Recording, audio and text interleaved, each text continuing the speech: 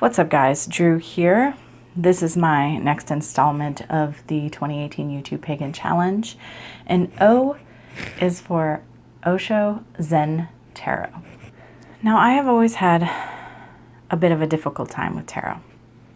I find oracle cards much easier to read and to get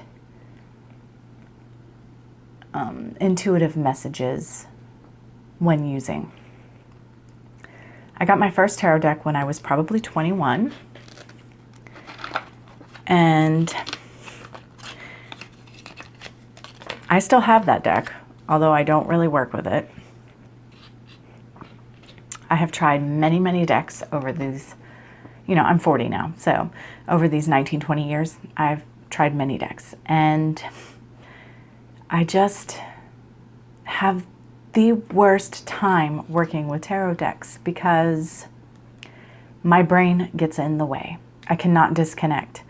I am so busy trying to remember what every stinking card means that my intuition completely goes out the door. And while I know that tarot is a wonderful tool for many witches, it just is not for me.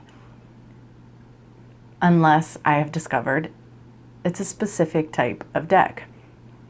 It has to be a deck that's not traditional. It doesn't really follow the tradition, because then my brain doesn't try to get in the way. My brain doesn't try to figure out what the card means, even though this deck has a book. And the book gives meanings for the cards, and I look at it occasionally. I have looked at it many times.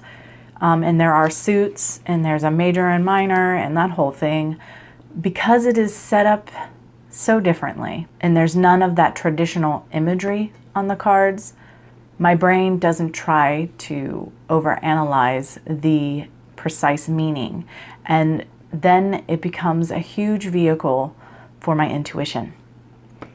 I read these cards very intuitively, although I know what many of them mean. According to the deck, I many times don't read them that way. So a little bit about the Osho Zen Tarot first. Here's the book. This is actually my husband's book. We each have this deck. We each have multiple decks, but we each own, this is the only deck we have in common that we each own. Because my book fell apart. So, just like any tarot book, it's got the cards, and it's got why the card was created and then how to read it, basically. And there are some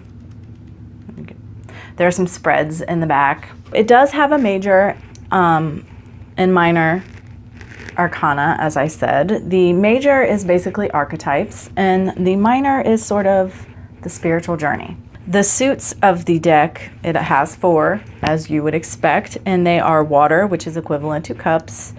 There is fire, which is equivalent to wands, clouds, which is equivalent to swords, and rainbows, that is equivalent to pentacles. This deck was created to reflect Zen philosophies, ideas that anyone can obtain enlightenment through self-mastery, and seeing life as an adventure and a blissful journey.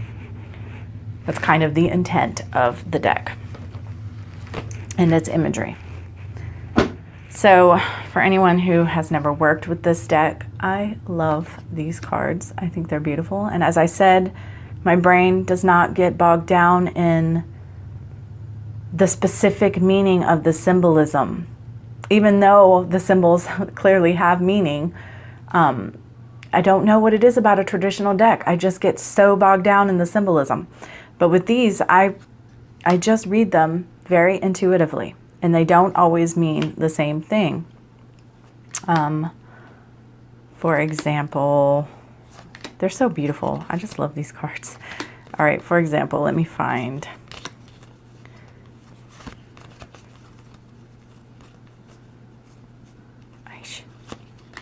This card.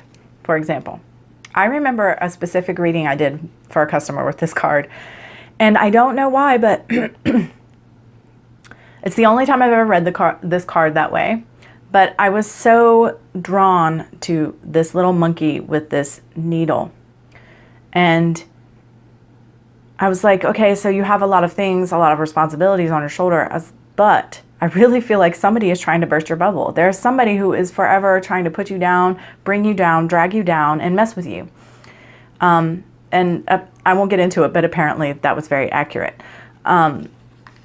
This silence card, I can't believe they were right beside each other like that. Same thing.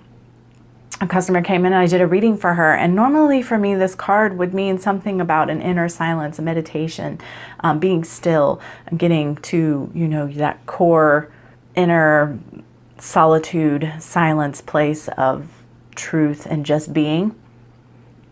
But in that reading, I was like, I'm sorry, this is going to sound rude, but I feel like you actually need to keep your mouth shut. And she kind of laughed. She was a young girl.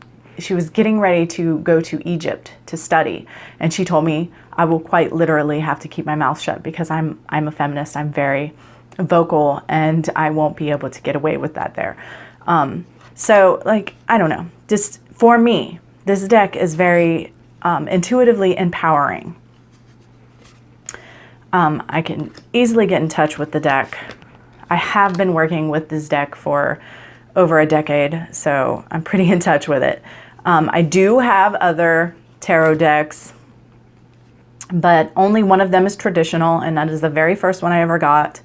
And honestly, this is the one I go to read with. Otherwise, I kind of go for oracle decks because it just works for me. And I figure, why mess it up when the majority of decks just really do not work for me? And that's not because there's anything wrong with those decks. It absolutely is a personal hang up that I just can't get past. My memory is not great. I don't have the greatest memory. Like, I work with tons of crystals and I will forget their properties. There's some that are just ingrained in me, but the majority of them, I have to look in the book because I will forget what their properties are. I just cannot remember that much information. There's no way that I could memorize the meaning of each and every tarot card and what its symbolism meant and keep that in my mind, even after 20 years. I just can't do it. It's a personal block, I guess. I don't know, but I do love this deck. I work with this deck very regularly.